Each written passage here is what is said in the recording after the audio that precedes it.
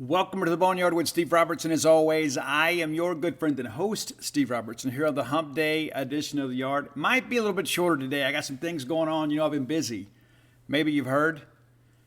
Been a little busy. We're covering college football practice. We're trying to do some recruiting stuff. High school football is about to get cranked up. We got to get out and go see some guys that are committed to Mississippi State, get pictures and video. And we're doing a rock show. Right? Like I needed anything else to do, but man, I've had so much fun the last couple of days. Something I've been talking about for a while. Went to work on it Monday and announced today. We got a headliner. How about that? Give you some details and a little backstory and kind of what's going to happen on that in the first segment of the show. Also, too, another opponent preview today. Pretty excited about this one.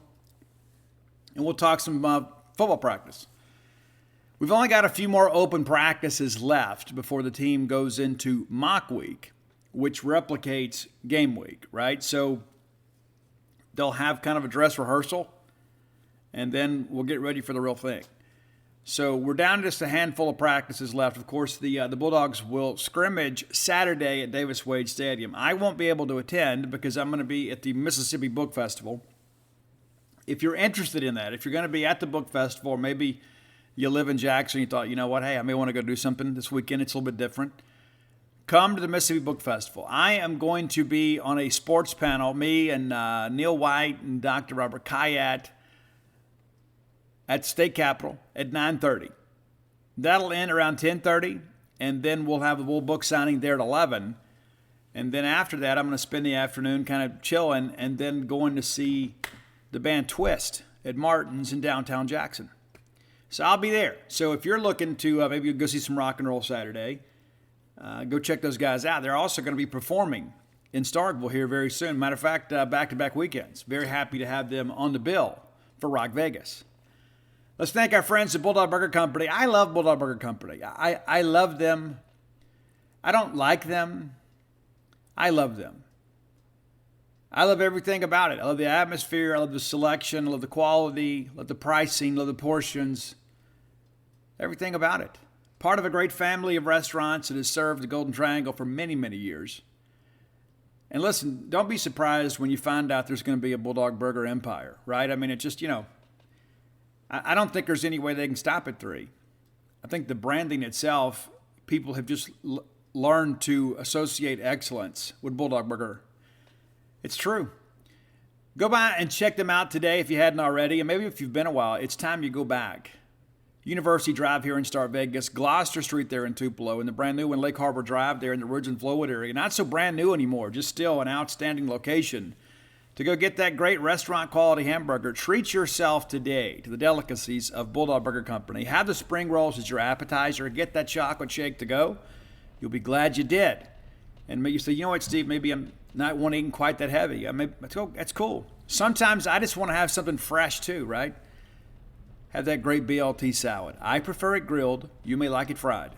Either way, it's outstanding. And I bet you can't finish it. The portions are just so substantial. That's one of the things I love about them. There is pricing integrity at Bulldog Burger Company. Some other restaurants out there charging you a little bit more, giving you a little bit less. Not Bulldog Burger Company, the place where people go to meet. MEAT. All right, let's talk a little bit about this rock show before we get into some football stuff. All right, so if you haven't seen my social media feeds today, let me bring you up to date. All right, we're going to do Rock Vegas. I just like the name. I was joking around with it. I was talking about calling it Villain Fest, kind of the playoff Stark Villains. But I thought, that almost comes across like a vanity project. Guys, I grew up at a time in Mississippi when we had a thriving rock scene. I did, and I was a little bit of a part of it. We booked some shows. We did some ballad of bands. I was involved with some other projects. It was a lot to be involved with. It was a lot to love. We had a great rock scene. It seemed like pretty much every little town had kind of a garage band that was kind of doing some cool things, playing field parties, all that cool stuff like that, right? And we've lost it. I don't know why we lost it. I don't know if we all just got old and just didn't care anymore. But we don't have a thriving rock scene in Mississippi anymore. We don't. It's time to change. As I joked around, it's time to make Mississippi rock again. That's what we're going to do. And if that means I got to start booking shows again, if that means that I have to be involved with Battle of the Bands, if we got to do another Best Guitarist in Mississippi contest, if that's what we got to do, that's what we got to do. It's time for us to bring rock back to the Magnolia State. Now, we've had some bands in recent years who've done some good things. Bishop Gunn, they went on hiatus for a while. They're back. Not really a rock band, but I really like those guys. I do like Magnolia Bayou down there around Gulfport. Those guys got a pretty good sound too. But I'm wanting to rock. I want to rock like the way Twisted Sister rocked. I think that's one of the problems that we have in society today. There's not enough rock music. There's not enough rock events. And what's so funny is, like, I talk among my friends, and they're always like, man, remember we went to the Town Creek Saloon, or we went here, went there, and we saw this band and saw that band, and so-and-so played here, and then we had this band at the dock. And so it's like we can just kind of sit around and wait for somebody else to do it, or we can do it ourselves. So we're going to do a great rock show here in Starkville. It's going to be September 30th. At Hobie's on Main in the old State Palace Theater. What a historic venue. A lot of great people have played there. Some great people are going to play there very, very soon. September 30th, guys, it's about 6 weeks away. We got a lot to do between now and then. Now, we'll have some ticket information for you. It should be next week. You'll be able to buy tickets online. There will be no tickets at the door. Understand that. Also, be prepared.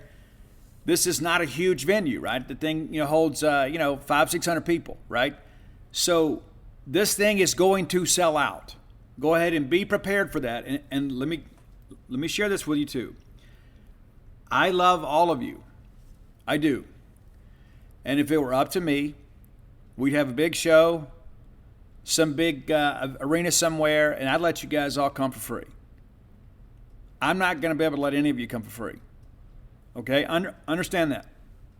I've got sponsors we got to take care of that are helping defray some of the cost of this. They're going to get some free tickets. But that's it. And here's the thing, too. I don't want you to feel like, well, Steve, I've been with you for so long. And that's true, and I appreciate that. This is not for me. This is to raise money for NIL use for the betterment of Mississippi State student athletes. And so if I let you go for free, then there's one person that would have bought a ticket that would have contributed to Mississippi State's NIL efforts. They won't get to come. So in the end, it costs Mississippi State's athletes money. And so please understand, this is a fundraising show. It's not my birthday party. It's not your birthday party. And so it's already happening right now. Like, I started this Monday morning, and here it is Wednesday. And we've already pulled this thing together very, very quickly. And I've already got some people that reached out and said, hey, man, I'd love to go. Yeah, we'll buy a ticket, okay? And I don't say that cold-heartedly, but these tickets are going to go very quickly. And I've got other people saying, hey, Steve, I'm going to buy tickets even though I'm not going to the show. And I appreciate that, but we do want to have a packed house that night. We do want to have a full crowd. We want people in the venue. It's going to be at Hobie's on Main. And I want Hobie to be able to sell some beer and sell some food. Right? He's not just like, we're not just performing there just for the sake of doing a show. I want Hobie and those guys to make some money. I want them to have a big night. We're supporting a Starkville business, right? I'm sure there's somebody out there that would let me do it in their field, right? Have a field party, and hopefully it doesn't rain and trucks doesn't get stuck and all that kind of stuff. And we used to do all that when we were kids. But this is a big event. And my heart is in this now, so I think we're going to make this an annual event.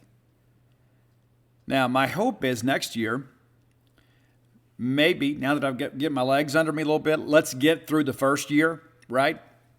Maybe next year we can talk somebody and letting us do the amphitheater. I don't think that place gets utilized enough as it is. But what if we could bring a great rock show there every year? Chance for you guys to come and kind of enjoy a rock show. So I don't know. We'll see what happens. Some other people have said, Steve, you should do it at the horse park. I don't know about that either. I don't know. I am open to just about anything.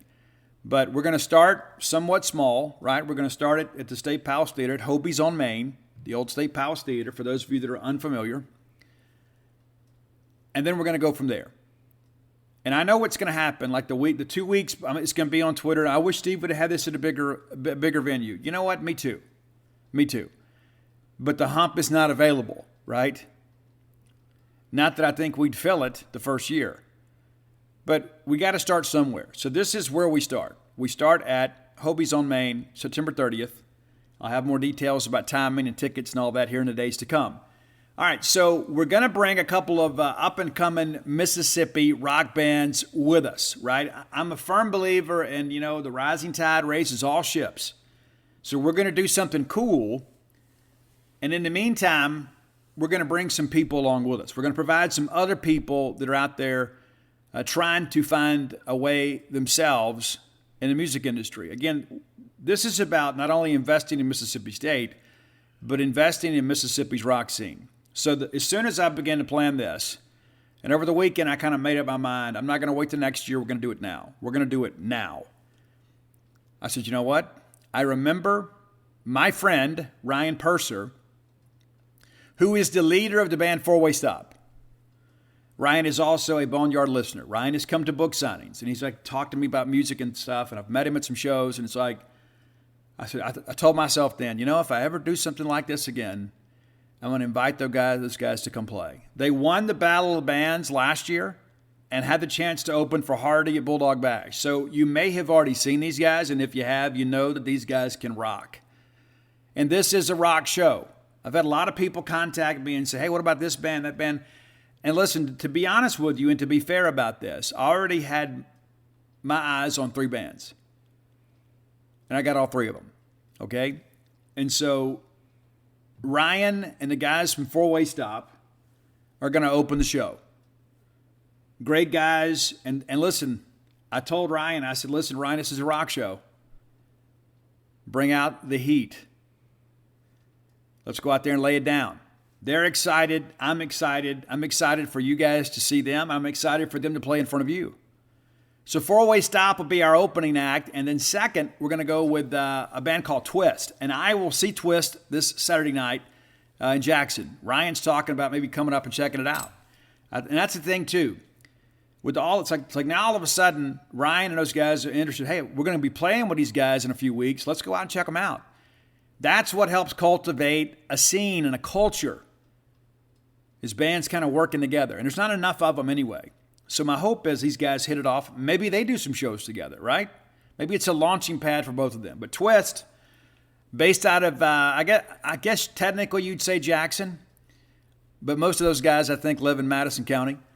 But they're a central Mississippi rock band. And I'll be honest with you, they're not grunge, but they have kind of some early Nirvana vibes to them. They play a little more up-tempo, I guess, and I'm not going to say anything negative about Nirvana, but they have a unique sound. And I've heard they're doing originals. I've heard them play some covers like Killing in the Name Of and things like that. And so these guys rock too. They're up-and-comers too. I am close friends with one of the dads. And so, again, when I got ready to put this show together, I was like, okay, who are people that I know that I can count on that'll do a good job, but are also deserving of an opportunity to share a stage with a national recording artist? Who would I want? I want people that I know and trust. I want people, number one, that I know are going to show up, and number two, they're going to do a great job. But also these young people deserve an opportunity to play in front of a great crowd, a great Mississippi State crowd the weekend that we get ready to play Texas A&M, right? And our headliner, if you don't know, is Lillian Axe. That's right, Lillian Axe. We talked about them recently on this show. One of my favorite bands of all time. And again, Lillian Axe was kind of the spearhead in many respects of the Mississippi music scene. Even though they were based out of New Orleans, they kind of broke in Mississippi. When they came to Jackson and played the Town Creek Saloon or played wherever, everybody went. It was a huge deal. Lillian had and has a huge following in Mississippi. I was there in Mandeville just over the weekend, and it was kind of an underpromoted, kind of just a hometown show. It wasn't like a big deal. And they still had hundreds of people there at this little club. Smaller than Hobie's. Probably not much bigger than the size of Dave's. And it was packed. And you got fans in there that have been following the band, since '83. I also want to point out to you, if you're unfamiliar, Lillian just dropped a brand new album. Technically, the release date is Friday. It's an album called From Womb to Tomb. It actually is available on Apple Music right now. I'd encourage you to check that out. Matter of fact, we're going to have one of those songs in our top 10 list today because we're going to revisit our Lily and Axe top 10 list so you guys can be a little more familiar. Maybe some of you that maybe you were on the bandwagon years ago and you haven't kept up. The band went on hiatus back in 95 and reformed, and now they're doing great. Stevie is amazing, still to this day. So Lily and Axe is our headliner. And there's a part of me, too, I began to think about this yesterday. If I'm going to be involved in all this, if we're going to make this an annual event, I'd love to be able to look back one day at my life and say, the first time we did this show, we had Lily and Axe headline the show. They're an important band to me. Stevie Blaze used to be my hero. Now he's my friend, and so I'm just excited to have these guys come to Starkville. And I don't just do this. They say, hey, well, Steve, it's great you're doing something for NIL. I'm also doing something for Starkville. I'm also doing something for our rock fans in this part of the area. Now, listen, it's going to be tough to get hotel rooms. It is, because it's a ball game weekend, right? We looked at a handful of dates. Matter of fact, we thought we had one picked out. Turns out that's the Friday before Bulldog Bash. That's the Friday of Bulldog Bash. So we can't compete with those guys, and we would never do anything to try to detract from that. So we got a different date. We're going to go September 30th. But we looked at a handful of other dates. Hopi had a conflict. Lillian had a conflict. I didn't have a conflict. I'm willing to do whatever we got to do to make this thing happen. But we've reached out. We've got some sponsors already. And so once I collect from them and we kind of get this thing going, I'm going to mention them on the show. We're not going to have these big ad reads and all, but I want you to know who else is contributing to bringing a rock show to Starkville. I want you to know, because I want you to patronize those businesses. I want them to get credit for what they're doing. And so I've already I've had to tell people, hey, I think I got it right now, but let's hang on a little bit. Let me see where we are, because it's been a whirlwind 48 hours. This whole thing started like 10 a.m. Monday. And here we are, early afternoon on a Wednesday. And we've got the venue, we got the opening acts, we got the headliner, we got catering taken care of, we got hotel rooms taken care of. Now we're just kind of getting ready to get a show together. We've got to collect a little money, and of course, Gene's Page is going to be the majority sponsor here, so we got to cut a check too for this booking agent, and then we're going to be good to go. And then we'll just kind of wait. And people are like, well, how are you going to promote it? I'm like, I don't know how much promotion we're going to need to do, but we're going to do a bunch of social media traffic, and Lillian's going to have it on their social media. They're already sharing the date, the details.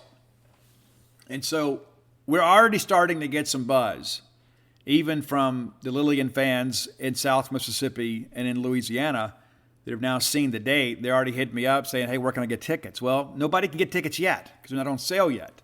But once they are, I'll make that information available to you. But so here's the thing, too, and I don't want to get on some big rant about this, okay? All right, so obviously I wasn't going to book the Pet Shop Boys, right? Some of you might want to see them. But I'm a rock guy.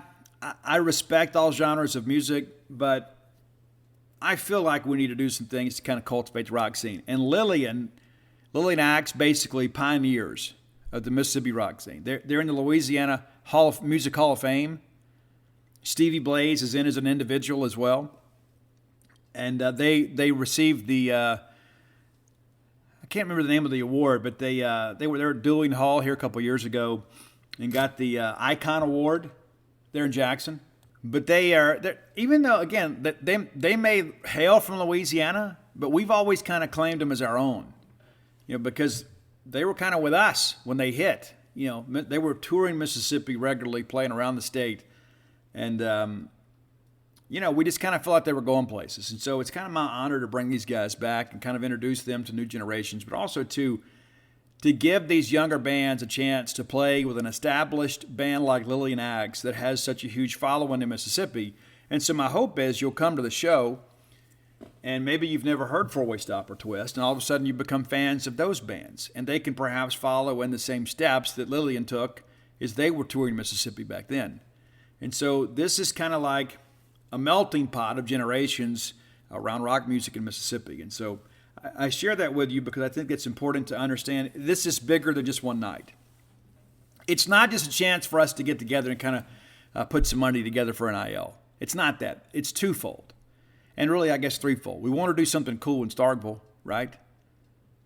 We want to have a killer time, raise some money, but also, too, we want to begin to kind of take some steps to help support the rock scene in the state of Mississippi. And I got a lot of people out there that have kind of been motivated. You guys don't know this, but when I was in high school, I was organizing Battle of the Bands in South Mississippi. I was involved in some other things like that. And, I was in high school. I remember getting calls from people, calling my mama's house, people, reps for musical equipment companies are like, hey, we want to be involved in this. We'd like to be able to donate this. We'll sponsor this. And I'm a high schooler, man. And so I've had all these, when I mentioned on Facebook the other day, I think it's time to make Mississippi rock again. Immediately I started getting messages from people. Dude, are you bringing the Battle of the Bands back? And you know what? We might. We just might do that. I'll be an empty nester next year. So I have a little more time to work on this kind of stuff. But I'm having fun. I don't know how long it lasts. And again, I'd like to make this an annual event. As long as NIL is part of our life, we probably should. But here's the thing. And again, I'm not going to fuss and rival. That's people, Steve, you get a little preachy sometimes. And maybe I do. I just feel this is important. It's one thing to talk about it. I mean, it is. We get out here, we talk about it on the show and encourage you to give and that kind of stuff. And it's like, I was kind of asked myself, Steve, what are you doing? Yeah, you can write a check, encourage other people to do it, but what are you doing? What are you really doing? And I thought, I got a platform, I got some know-how, so let's go do it. This is not about praising me, and my hope is this maybe will inspire some other people to get involved and do some other projects that are beneficial for the betterment of our student athletes. So we're going to have a killer time at a killer show with some killer bands. And I'm so stoked, man, for everybody. I mean, I have seen Lillian countless times, but every time I see him, it's like it's brand new. But also, too, many of you have not seen him in years. Some of you have never seen them.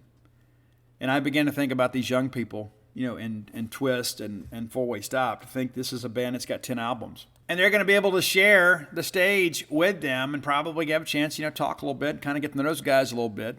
And it's a cool thing. And I'm very, very proud to have put this together. But I'm also so incredibly appreciative of so many people that have reached out and said, hey, Steve, I support what you're doing. Let me help out a little bit. We got some great sponsors already, and again, I'll announce those. We're going to have some event shirts. I'm not going to make a bunch of them, though. We're just going to have some event shirts we're going to sell at the venue that night. And the proceeds of that also go to NIL. And then we're going to have, of course, the bands will be selling merch. And I'm going to go ahead and make this request right now. I don't care what merch they bring. Please buy it all. Nothing will make me happier than to go to Walmart and see a bunch of people wearing Lillian Axe shirts, right? I don't know what Twist and Four Way Stop has as far as merch. May not have much. But we have an opportunity to bring a national recording artist to Starkville. And I don't mean some people that recorded like an album at their friend's basement and they mixed it, with some home equipment stuff and just threw it up on iTunes and called themselves a major recording artist. That's not the truth. But I got some things planned, to make these bands feel special. To make them feel appreciated when they come, right?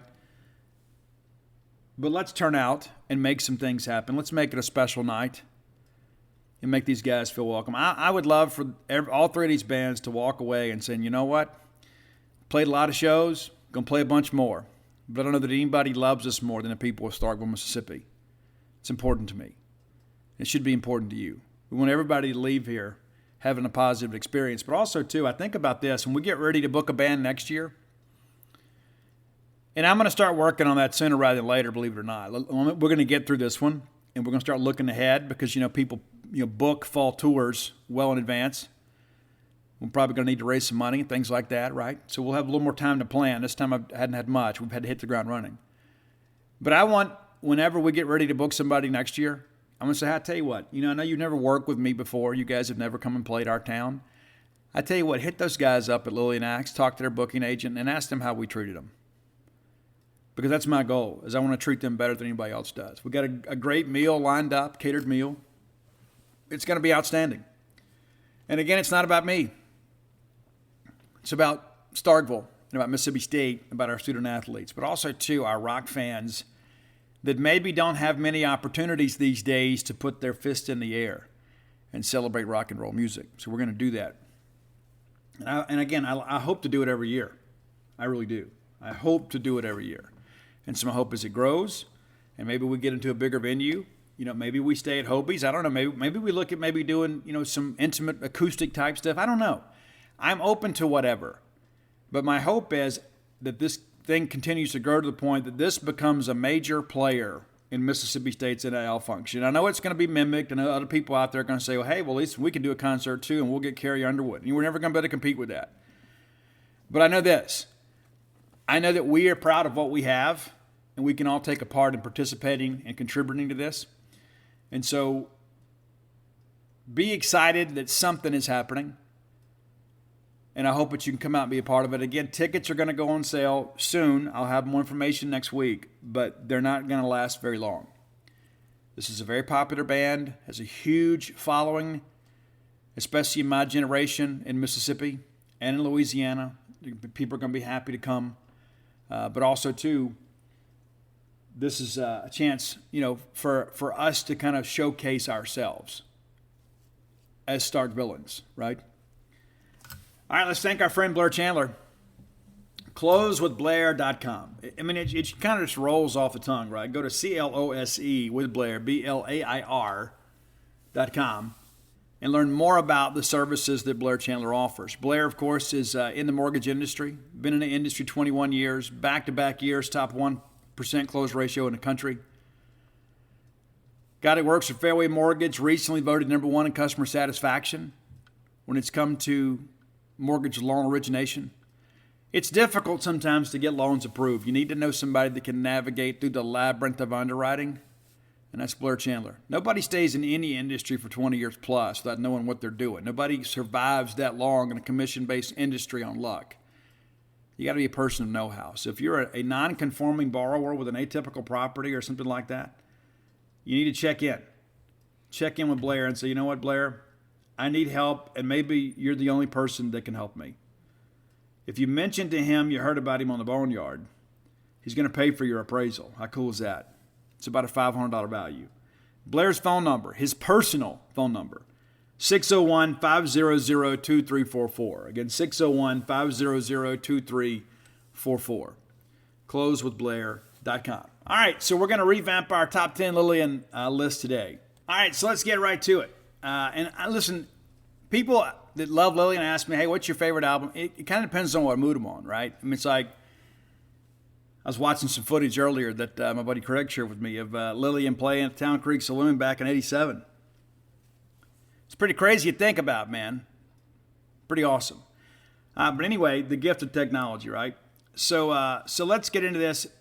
And here's the thing, too. I could probably come up with the top 10 and just take 2 albums, right? I could come up with the self-titled album and Love and War and give you 10 great ones, and you would feel good about that one. And then I could probably come up with 10 from Psycho, Schizophrenia, and Poetic Justice, and you'd be good with that one.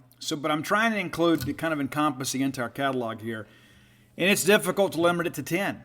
I know many of you only know the hits, but so let's start at number 10. And this one's growing on me. It's the brand new single from the album From Womb to Tomb. There is a video available now on YouTube. It's I Am Beyond. And I heard them sing this live for the first time this past Saturday.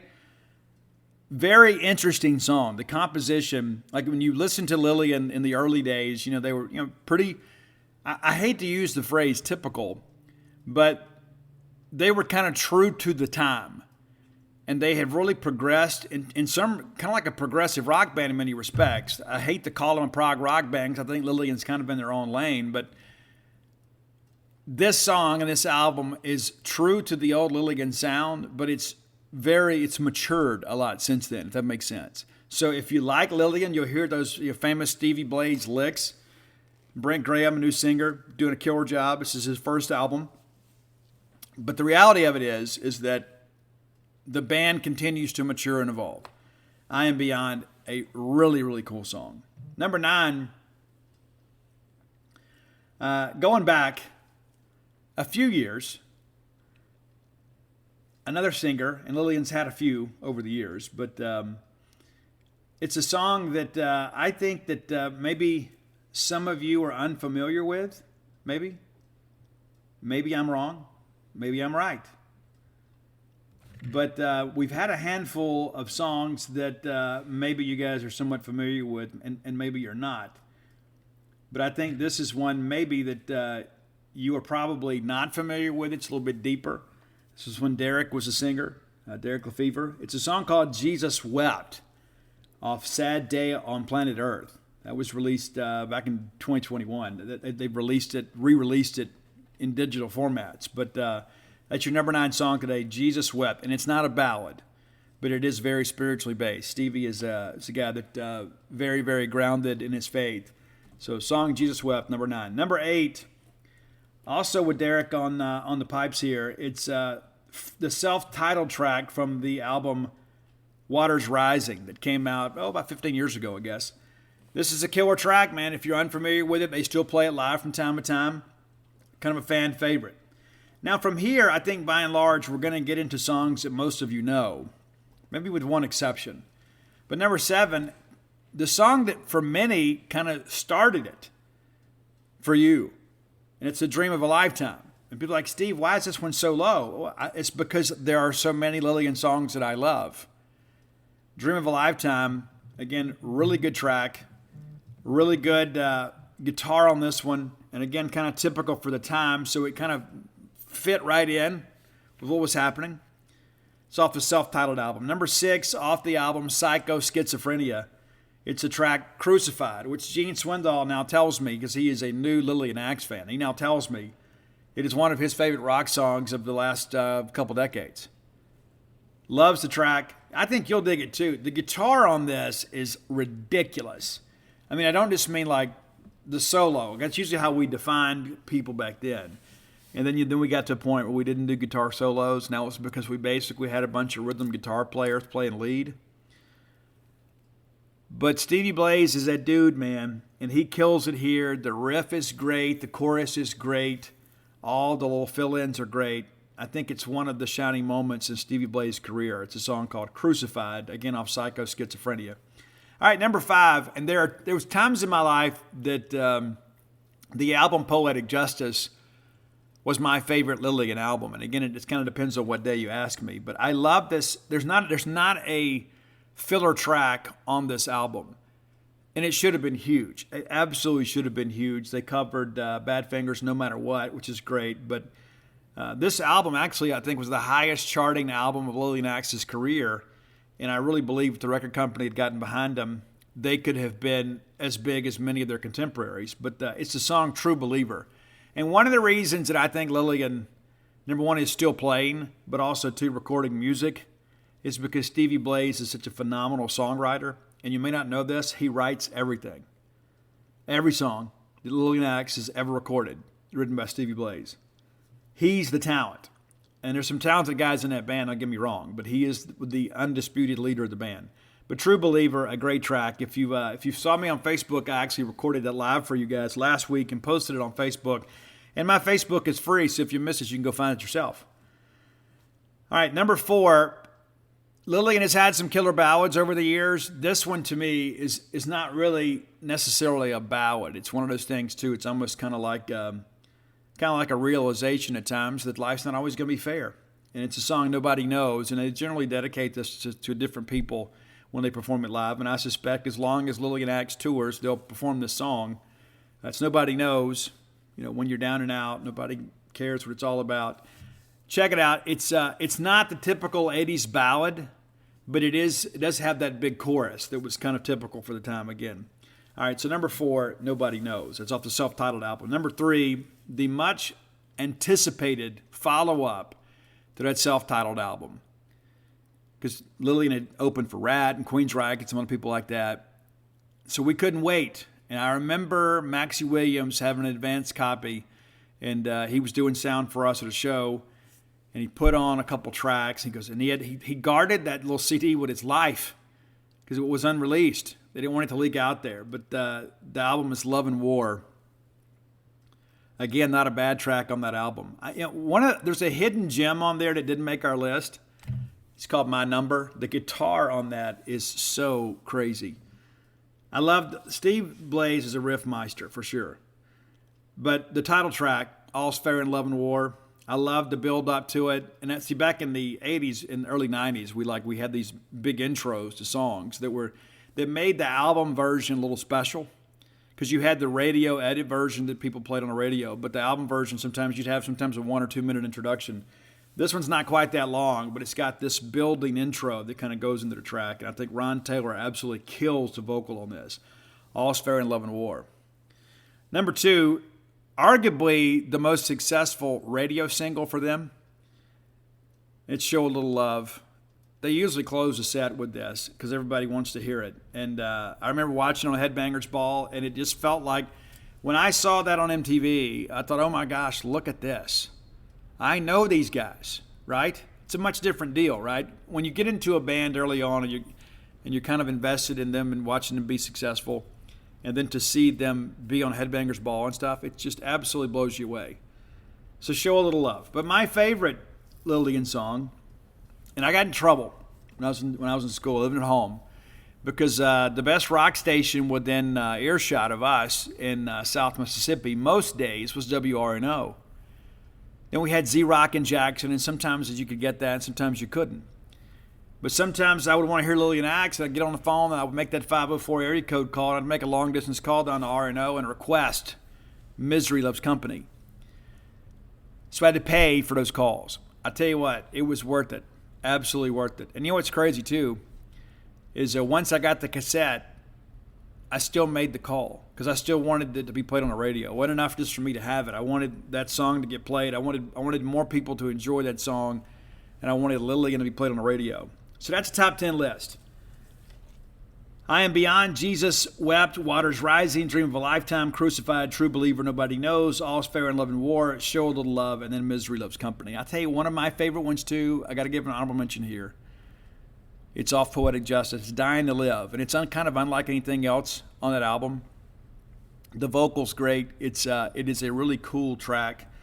But I would suggest, if you're going to come to this show and you hadn't listened to Lillian in a while, maybe start at the beginning.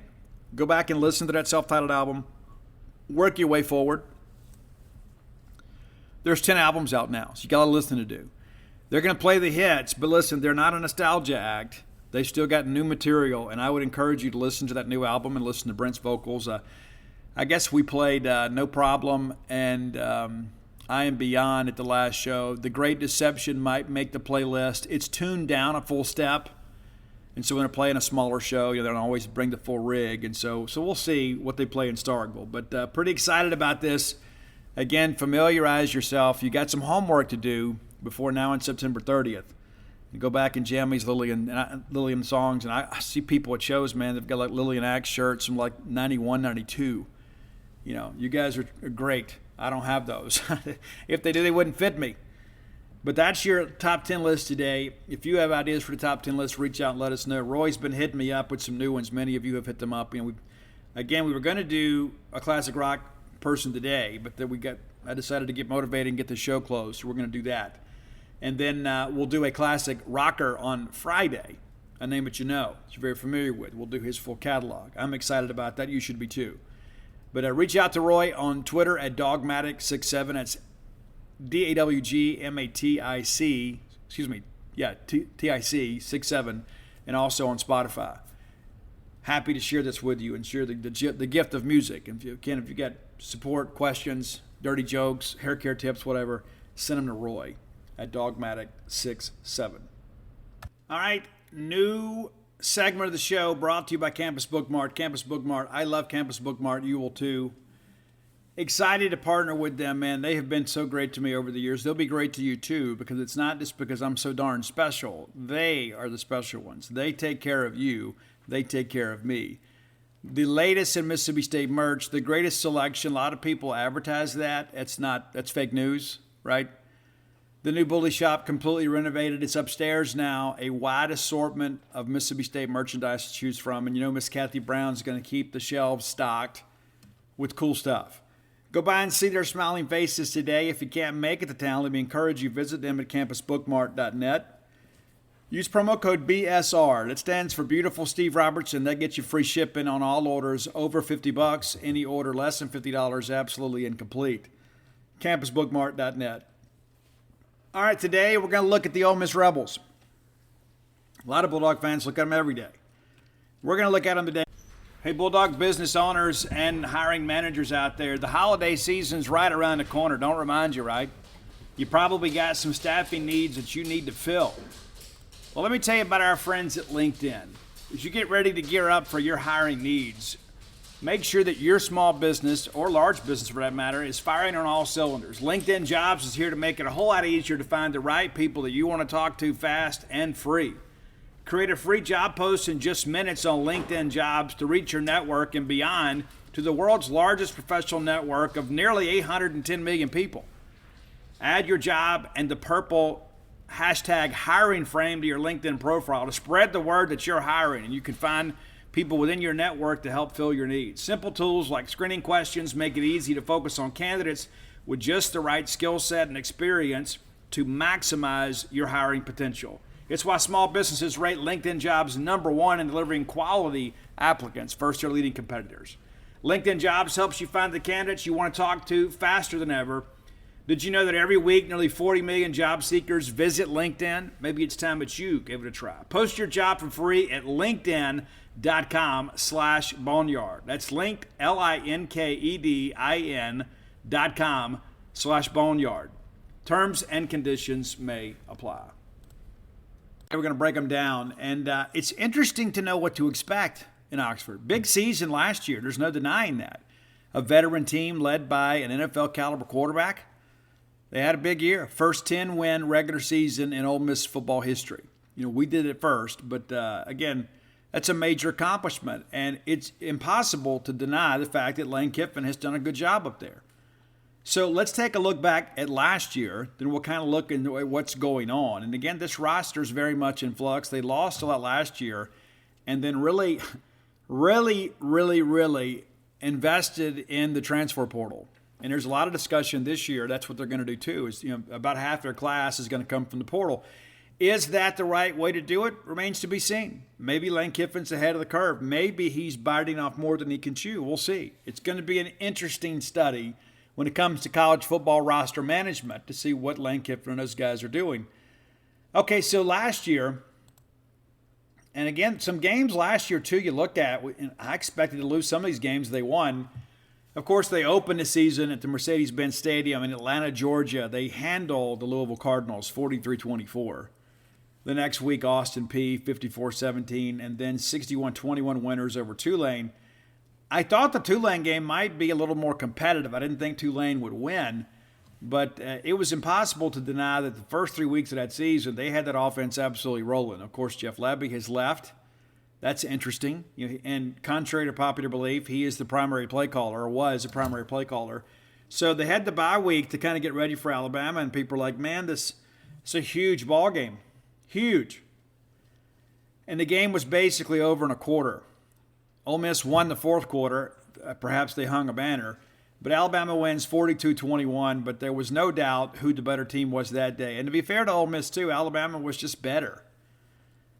The next week, kind of a classic game. I mean, what is it about Arkansas and Ole Miss? They always tend to kind of bring out the best in each other. I mean, to be fair, I think that is a sneaky good series that people don't talk enough about. There have been some legendary games between those two schools, and it's always some wild finish. I mean, it's just insane how things have gone there. And so, while we are their primary rival, at the same time, too, you look at this Arkansas and Ole Miss series, and you begin to realize, this is a game, you talk about it being a toss-up every year. It absolutely is. Let's take a quick look back at some of those games. We won't spend a lot of time talking about this, but, you remember the 7 overtime game? Remember that? Absolutely insanity. Was it 58-56? Arkansas wins. That's the Matt Jones game, I believe. And so in recent years, though, let's just go back here and look. Arkansas trounced them back in 14, 30-0. That was the game we were all really excited about. But, since that game, in 15, Arkansas wins 53-52. That's that wild game with Brandon Allen, and that's the 4th and 25 play or whatever that was so crazy, and Hunter Henry throws the ball back, and Alex Collins gets it and runs for a first down. They score, go for 2, and win. Brandon Allen diving in and getting banged up at the end. The next year, Arkansas wins 34-30, another crazy situation there. 17, 38, 37 winners for Arkansas, which made 4 in a row. In 18, Ole Miss comes back and wins 37-33. Then there's a little bit of a distance in the next couple of games. 2019, Ole Miss wins 31-17, and in 2020, the crazy year there, Arkansas wins 33-21. And then last year, a 52-51 game that again went down to a 2-point conversion. And KJ Jefferson just a little bit wide on the throw there. Ole Miss does a good job kind of getting in his face. So again, some really good games. So if you're around, maybe you sit down and watch this this Arkansas Ole Miss game this year. But 52-51 winners last year for Ole Miss. Then they go to Tennessee, and that's the famous return of Lane Kiffin to Knoxville, Tennessee. That's the golf ball and mustard bottle game. 31-26 winners for Ole Miss. And remember, there was, again, a little bit of controversy. I did not buy into the controversy because I thought that the Tennessee wide receiver was at least a foot or more short of the line to gain on that fourth down play. Now, Tennessee kind of got it going late and had some juice. If they get a first down there, maybe they win the game. A lot of people, Mississippi State people, are like, oh, they screwed it up on replay. I absolutely did not think he made it. 31-26, they have the near riot there, and people start throwing things, which is very unbecoming of an SEC program, especially one as steeped in tradition as Tennessee. And I know how bad they wanted to beat Lane Kiffin. But again, I think if you remove the emotion from the moment, he was short. Maybe he shouldn't have been, but he was. 31-26 winners for Ole Miss. And at this point, I thought you think, yay, Ole Miss is for real. Couple tight ball games, and that's the difference sometimes in a 10-win season and an 8-win season is you find a way to win those games. The next week, LSU 31-17. Ole Miss gets up there. LSU kind of got out of their element. They couldn't run the football with the success they had in recent years. And so now you're thinking, man, is Matt Corral going to win the Heisman? Is Ole Miss going to find a way to get to Atlanta? Well, they kind of removed the possibility of that the very next week. They go to Auburn and get beat 31-20. I don't know that many people saw that coming because Auburn ended up falling apart after that. Maybe Ole Miss broke them. The next week, they beat Liberty 27-14. It was a very boring game. I remember we were watching some of that in the press box before Mississippi State's game that day. They just simply couldn't get it going. The next week, they beat A&M, and I really thought C.J. Spiller and A&M would be able to run at will, and for some reason, they decided to pass. I don't know if Ole Miss kind of baited them into some bad checks at the line. But Ole Miss wins 29-19, and they closed the regular season out on a 4-game winning streak. They were going to beat Vanderbilt. That game was still 31-17. I don't think anybody saw that coming. Those two teams, when they get together, you can throw out the record books. And then they come to Starkville, and they beat us 31-21. The game, you give Matt Corral the credit for winning this game. And that's not to say it's not a team effort. But as State brought a lot of pressure and put a lot of stress on the offensive line, they began to break down. And Matt Corral used his feet, and Matt was banged up much of the year. And Matt Corral won the Egg Bowl. He did.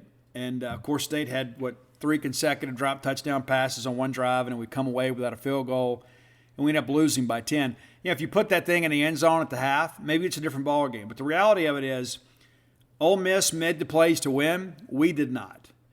Then they go to the Sugar Bowl again. It'd be nice for us to go, right? Listen, the Sugar Bowl's not what it once was because we don't crown the SEC champion by winning the Sugar Bowl. Usually that's how it goes. The SEC champion goes to Sugar Bowl, right? Well, even though that's not the case, I still want to go to the Sugar Bowl because we've never been. They've been 2 times in, the last 6 years. We should have gone in 15, but we blew it. We did. Wasn't on them, it was on us. But they go up there, and 21-7 losers. Just wasn't able to do much. Matt Corral gets banged up in the game, and then Luke Altmaier takes over. And Luke was a gamer, but with that Baylor front, that banged-up offensive line, and again, Luke's not the runner that Matt is, that was going to be a difficult undertaking. And again, that's a Starkville kid, man. And I know his dad served us many years here on staff, and so I wish no ill will on Luke Altmaier. But that was almost an impossible situation. Throw a kid out there like that against a defense like that, and you're already facing a deficit and having difficulty running the football. But they end the year, a 10-3 record. So 6-2 in the league. outstanding, outstanding, and then went 10 overall. So, again, great year for Ole Miss. So what do they return this year? They lost a lot, and I think that's being maybe that's being mild, and it depends on how quickly they can put this thing back together. Of course, Matt Corral is gone.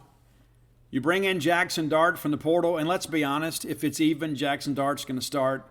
Now, I have read some reports out there that said Jackson Dart is ahead. Now, I'll tell you, according to an NFL scout that I spoke to, it's a lot closer than that. He said he's been to a couple practices and looked at some of their players, and he thinks that Luke Altmaier is holding his own, that he is very much in this competition. And I don't think that's necessarily an indictment on Jackson Dart. I just think Luke Altmaier is a competitor. Now, quarterback play up there is going to take a step back this year. No matter how you look at it, I mean, it wouldn't be fair to expect a newcomer to be able to take over, first-year starter to take over and maintain the level of proficiency that Matt Corral did. Not to mention you've got a new coordinator. It's a relatively new scheme in some respects. You're going to run some new elements of that.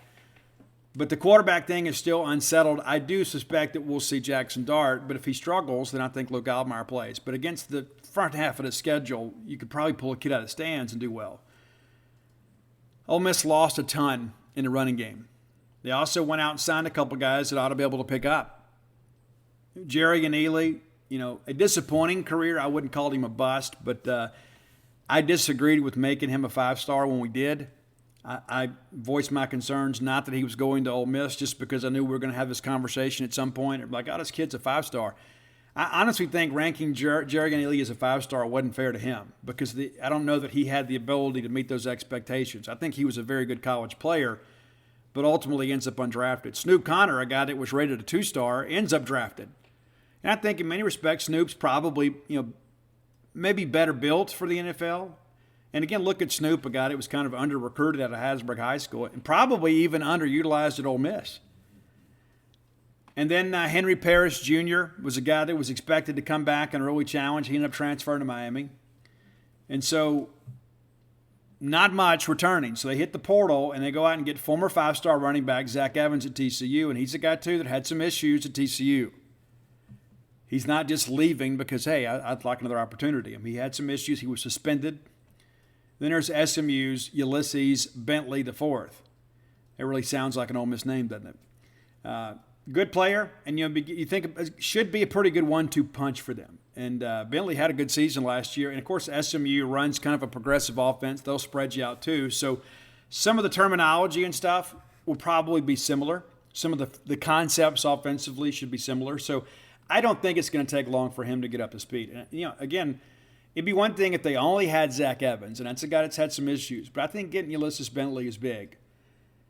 All right, so you begin to think about what's next for Ole Miss at receiver. I mean, all of your leading receivers are gone too.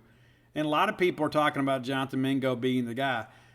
Mingo, to be fair to Jonathan Mingo, he has not lived up to expectations, but he has been hurt much of 2 of the last seasons. He just hasn't been completely healthy. If he is, could he become the go-to guy? Well, he certainly could be. I've never thought that he was on the level of A.J. Brown or DK Metcalf. Many people try to suggest he was, and that really wasn't a fair comparison. I mean, you got a couple guys there that, were pretty much surefire NFL guys, even coming out of high school.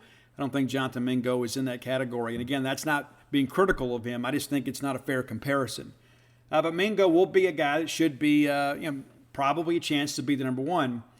We'll see how things go. But then you bring in Louisville transfer Jordan Watkins. Had a decent year last year. Jaylen Robinson is a guy that has a pretty high ranking, but I don't know that his production on the field matches his transfer ranking. That will be interesting. Again, that's another name. He's a speedster. Could he be a guy? He certainly could. But again, you're depending on a lot of new faces in an offense that is kind of predicated on skill like everybody else. You got a brand new quarterback, new running back room, and a reshuffled wide receiver room. Offensive line returns a couple guys. Nick Broker, of course, comes back. That's a guy, too. A lot of people thought may go pro last year, elected to come back. And I understand he did get graded that he would have been selected had he gone. So he's coming back, and will likely boost his NFL stock. But, we'll see how things go. You get Mason Brooks. It's a guy that we recruited at Western Kentucky. One of the better offensive line prospects in the portal. And he just liked Ole Miss better, so he's headed up there. So perhaps he'll be a dude for them. I like the kid. I like his game. Wish he'd have been a Bulldog. He's not. But this is an offensive line that's going to have, they got some spots to fill. Defensively, defense is a lot better last year. I think we can all agree with that. They were a lot better last year. Running defense, they were absolutely dreadful for the end of the Matt Luke era and the beginning of the Lane Kiffin era. They were much better last year, but here's the thing. Now everybody's gone. Everybody's gone. Chance Campbell's gone. Mark Robinson's gone. Sam Williams is gone. So you got to go hit the portal, right? And they did. They went out and got a bunch of guys on defense. J.J. Pegues, remember him? J.J. Pegues signed with Auburn. Spent a couple of years there playing H-back. Whenever he played D-line, he's a guy that could be a factor on that front there. We'll see. But they've lost a lot of production, to say the least. It's interesting, too. They have some names, some bodies up front. So it's just going to be about kind of getting that group to mesh. And again, you lose all those backers, and you lose a guy like Sam Williams. I mean, that's just Sam's a great player, no doubt about it. He had a good game against us. Even though he didn't always fill the box score, he had a couple of big impact plays. He's a guy that really he creates pressure, right? Secondary should be good. Deontay Prince is the guy that's back. That's a guy too that left, came back. Should be a good guy for them. Otis Reese, a guy that should be able to do some good things. A.J. Finley as well. They went out to the portal too, got a couple other guys. So, again, I think with Ole Miss, we're never going to see them early, right? I think the issue with them is how quickly can this team gel. Now, they benefit from having a really light schedule in the first half. I don't think anybody would argue against that. That's just kind of the reality of life. They don't really play anybody early on. Really, in the first half of the schedule, you only have one game that I would even consider a toss-up. But let's start and run through it. They're going to open at home with Troy. That should be an easy win, right? And then they get Central Arkansas the next week. That better be an easy win. So they should be 2-0 going to Georgia Tech. Now, Georgia Tech, Jeff Collins, I love Jeff. He's one of the smartest people I've ever known. It just hadn't worked out. Now, Jeff's on the hot seat this year. I think everybody understands that. If Jeff doesn't get it right this year, Jeff's probably looking for a job next year. And that Georgia Tech team, you would think, with Jeff's ability to recruit and the resources available to them in the Atlanta area, they ought to be pretty good defensively. They went 3-9 last year. Ended the year on a 6-game losing streak as well. And you begin to look at all this stuff. They played Clemson pretty tight last year. They beat Duke, but it's like if that's your shining moment of the season, it wasn't a good season, and it wasn't. And down the stretch there, absolutely miserable. They narrowly lose to Miami, and then they lose to Boston College. Notre Dame blows them out 55-0, and Georgia blows them out 45-0. So you know that Ole Miss is going to get Georgia Tech's best shot. I just don't think it's going to be enough. Now, it's in Atlanta, so we'll see. But I think Ole Miss wins this thing. Maybe it's a tussle for a half. I know Jeff will have everybody motivated and ready to go. I just don't know if they're going to have the personnel to match up with Ole Miss. I know a lot of Bulldog fans will be pulling for Jeff and Georgia Tech like you will be everybody that Ole Miss plays. I just don't see it. I just don't think that Georgia Tech will have the talent to compete with Ole Miss. Now, Jeff's good enough defensive play caller that he can make it interesting for a while, but at some point you got to score points. All right, the next week, the Tulsa Golden Hurricane in Oxford. And you begin to look at that and you think, all right, is this the most difficult of the non-conference games, even though you go to Georgia Tech? Tulsa has been a hard-nosed team. You remember we got in the big fight with them after the Armed Forces Bowl. They went 7-6 last year and won their last 4, including the bowl game, the Myrtle Beach Bowl. We've never been there. But they go on the road to beat Tulane, they beat Temple, and they win at SMU. So a couple road wins down the stretch, and, of course, they win the bowl game. But, again, this is going to boil down to talent differential, and I just don't think that they're going to have enough to compete with Ole Miss. So Ole Miss should be 4-0 when Kentucky comes to town. Now, it's interesting. A lot of people, are high on this Kentucky team. Oh, they should beat Mississippi State, but they shouldn't beat Ole Miss. I think actually that the matchup is more favorable in Kentucky-Ole Miss than it is Kentucky-Mississippi State. You said, but Steve, we lost up there 2 years ago. Yeah, look at what we did last year when we didn't turn the football over. I think because of the fact that Ole Miss I believe, is going to be kind of a run-first offense, and they should be. Kentucky's kind of built to stop the run. Kentucky doesn't have an elite secondary. So they're not going to match up well with us, provided we don't turn football over. I think they match up better with Ole Miss. I think Kentucky gets this game. I do. I think what they'll do is I think they'll be good enough against the run to kind of get in some third and long and third and medium type situations and put the pressure on the quarterbacks to win the game. And again, this is a retooled wide receiver room too, and you're getting them early, and I don't think Ole Miss will have been tested to this point. I got Kentucky winning this game. And, of course, then Ole Miss plays at Vanderbilt, and that's not to say that Vanderbilt won't bring a good effort. Just not enough juice offensively there. I think the only hope that Vanderbilt has is to probably get a defensive touchdown or two just to keep it close. Then Ole Miss welcomes Auburn to town. I didn't think Ole Miss would have lost to Auburn last year. I don't think they will this year either. But this Auburn team is one of those teams, too. It's almost impossible to know what to expect. Everybody's picking them last. There's really no expectations. A lot of people are expecting Harsin to get fired at year's end. So I kind of go back to the old adage, the toss-up usually favors the team at home. I don't even know, maybe if it's fair to Ole Miss to call it a toss-up game. I think Ole Miss should be better. But I sometimes wonder, am I saying that because I'm skewing my opinion based on last year's Ole Miss team or this year's Ole Miss team? I think by this time we'll have seen enough of Ole Miss to have an idea of what their identity is. But I like Ole Miss to win this ball game, which makes them 6-1. 6-1 at that point. And then the pain train comes.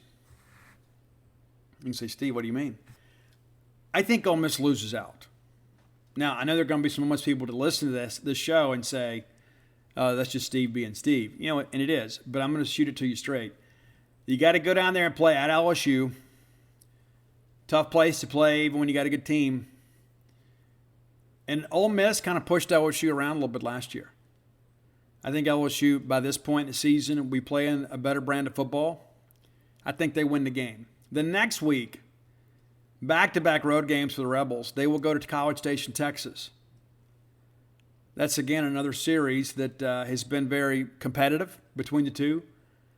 I just think A&M, again, against a more run-first offense with that front, is going to be able to handle things.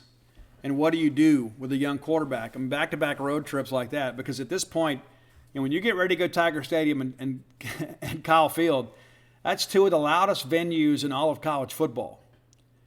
And the only road game you will have played to this point is a trip to Georgia Tech, and there's a very apathetic fan base there. So two true road games, again, two historic venues. I got Ole Miss losing them both. Then you get the week off, and then you welcome Alabama to town. Okay, that's a loss. Then you've got to go to Arkansas against a very hard-nosed Razorback team that is also going to be a run-first team. And I like Sam Pittman's offensive line a little bit more than I like what we know about the Ole Miss defensive line right now. I may feel differently as we get close, but looking at this from 30,000 feet away, I got Arkansas winning a game. The next week, they welcome Mississippi State on a short week. In-state will play, East Tennessee State the Saturday before. We ought to be able to pull starters at the half and be able to rest up for a short week. But when you look at that gauntlet that Ole Miss goes through, 3 out of 4 on the road, and the one home game is against Alabama, it's going to take a very physical toll on that team. Arkansas, a very physical team. Really, all 4 of these teams that they're going to play before they play us will absolutely beat you up, and they will fill up the training room. And I think it's just point. Leach is just – I think Leach and these guys will kind of have an idea of how to play Ole Miss. I think they had a good way to play them last year. We just didn't execute. And, again, I don't know that the Ole Miss defense this year is going to be on the same level as last year. I think we're going to be better on the offensive line, so we ought to be able to avoid Sam Williams coming in there and just wrecking shop on us. But also, what kind of toll does it take on a team mentally when you drop 4 in a row? And so I got Ole Miss losing that game. So 7-5 is what I have. Is that right? 7-5. I got them losing to Kentucky. So yeah. So maybe I'm being the homer here, but I got them losing to Kentucky, and then losing to LSU, A&M, Alabama, Arkansas, Mississippi State. So there you go, 7-5. And then the Auburn game's a toss-up. But I think Auburn.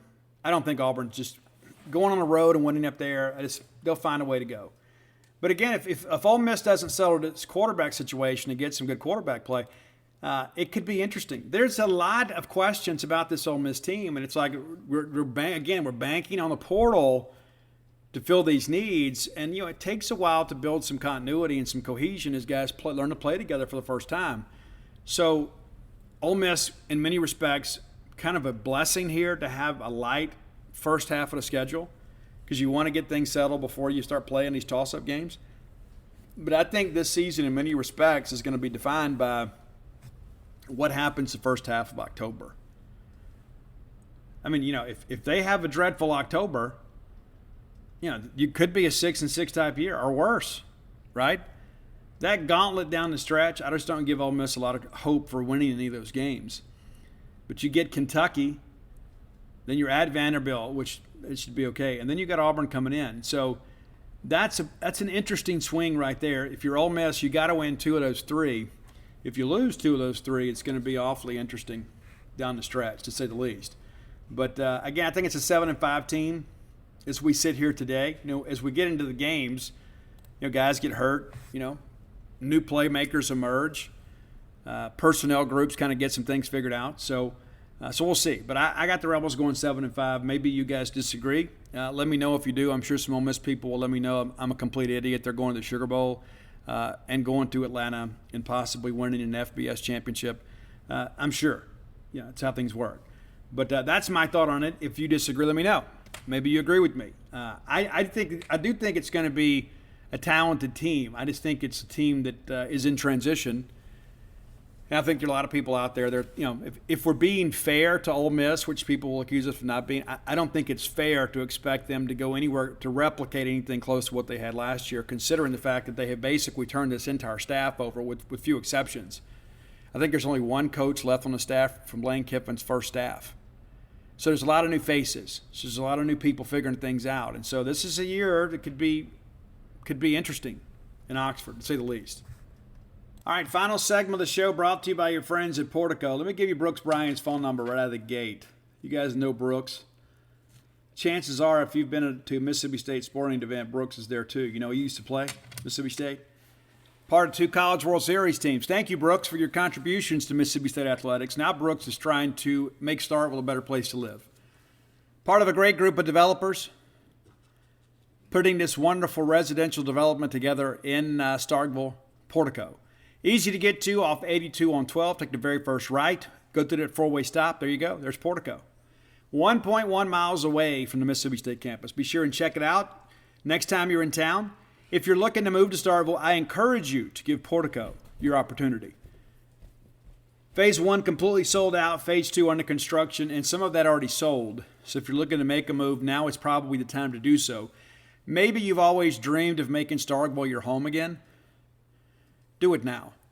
Maybe it's your ballgame weekend retreat. Maybe it's your future retirement home. Portico has a plan and a lot just for you. Brooks' phone number, 601-416-8075. Again, 601-416-8075. Make Portico your next move. All right, in these final minutes we have together, let's talk a little bit about football practice. We're going to wrap up the media availability this week. It's been great. I'll be honest with you. The access that Mike Leach gives us is really kind of unparalleled. And listen, Dan Mullen at times was really good to us, and at times toward the end, I don't think he really liked us much. I think he kind of tolerated us. Joe Moorhead was a willing partner in many respects. We didn't get to see a lot of practice, though. Mike Leach wants things to be open. He wants to see what's going on. Now, we can't shoot video or pictures when we go to team, and that's to be expected. You don't want people to look at personnel groups and sets and things like that. You don't want to help your opponents. But Mike lets us get out there and see it go, and we see a lot. We do. There's some woofing, some pushing, shoving, things like that. Occasionally a guy or two gets banged up, and they come back. But the reality of it is that Mississippi State, I think, has put together a good fall camp. Now, still got some time to work. We don't play again on September 3rd, and it feels like forever since we have played a college football game. And I think maybe that's because of how the season ended, but it seems like it's been forever. Now, last week, I felt the defense won every day, and I was a little bit concerned, maybe. I think sometimes we're undervaluing the quality of this defense.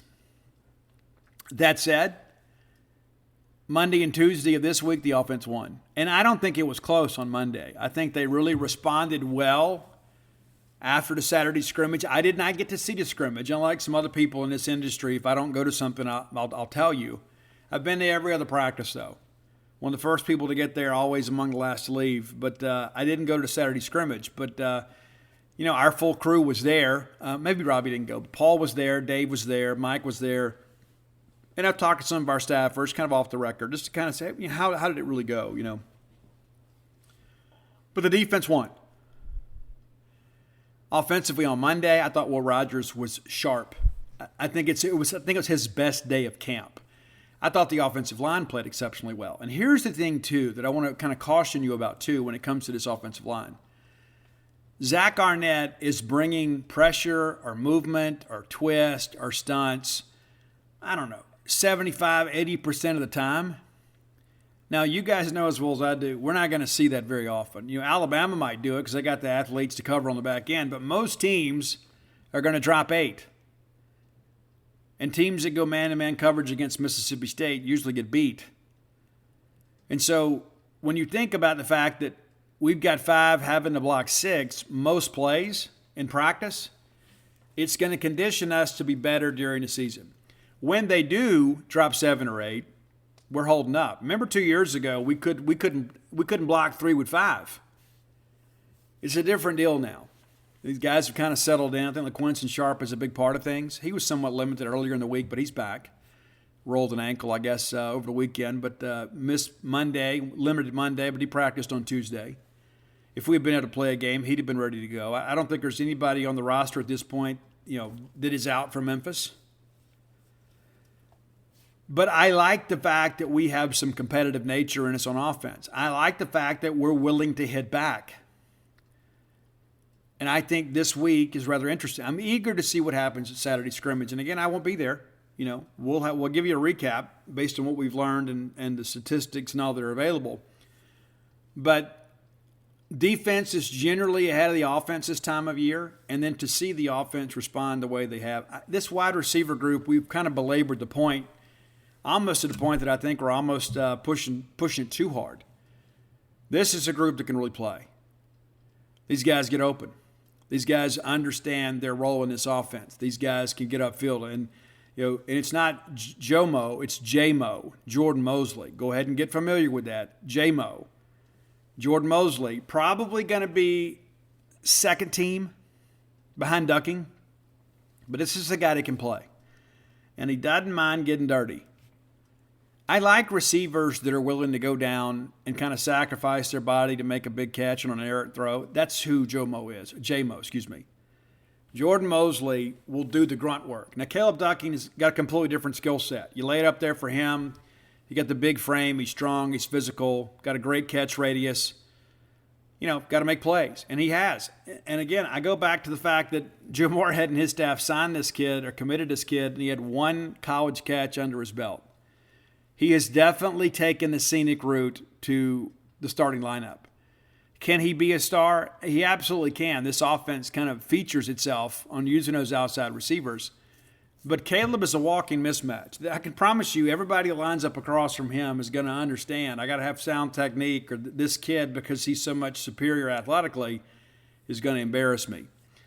Justin Robinson's a guy, too, that has done some good things. Does he start at this point? I would say I don't know. Probably a 2 deeper. Tulu Griffin's had a good camp. Got to keep Tulu healthy. That was kind of the issue sometime last year. He missed some time in camp, and, of course, he was somewhat limited in some games. But he is a guy that I think we've got to make a concerted effort to get the football to. Simeon Price continues to do well. He didn't flash as much yesterday in camp, but I think he has really challenged, and I think probably going to be your third-team running back. Now, Bull Hargrove is not having a bad camp, but I just think he's a little bit behind those other guys. You know what you got with Woody and DJ. You do. But I think offensively we're getting there. And we all had the concerns about the offensive line. That's why you have a month of practice, right, to kind of get that group settled. And I believe we're getting there. Cam Jones now at right tackle, Albert Reese at right guard. You know, Cole Smith and Nick Jones still kind of battling at left guard. And you may see both of them. Nick Jones, not the biggest guy, but he's got an impressive wingspan. Talks a lot of trash, too. He is interesting, to say the least. A lot of trash. But those guys get after each other. Now, this defensive unit, I mean, you know what to expect across the front. You know, Nathan Pickering's the guy they've moved around some. We had a chance to interview Pick yesterday, and he has never been in better shape physically. The guy looks incredible. He looks quicker. He looks stronger. And it needs to be the money year for him. He needs to get out there and kind of make some things happen. I think we all know this. We all agree. We got high expectations for Pick. And at times he's shown the potential that we all know that he has. And I think this is the year he puts it all together. Cam Young, you know, we don't talk about him enough because he's just routinely making plays. But the reality of this whole thing with Cam is he has quietly become one of Mississippi State's best players on either side of the football. That's a guy you're going to have a tough time moving him out of a gap. He's a country-strong guy that's embraced the college weight room. Guy is very, very athletic. Linebackers, and I told you guys at the beginning of camp I was a little bit worried about depth, right? I'm not as worried about it. Sherman Timms doing a good job backing up Ty Wheat. He's not as explosive as Ty Wheat, but, you know, Sherman's not one of those guys, too, that gets caught doing the right thing. You don't see that guy getting out of position. Is he as explosive or athletic as Tyrus Wheat? He's not. But that's a guy that can still go in there as a two-deeper and get you 15, 20 snaps a game and keep Ty fresh, and there's not a big drop-off.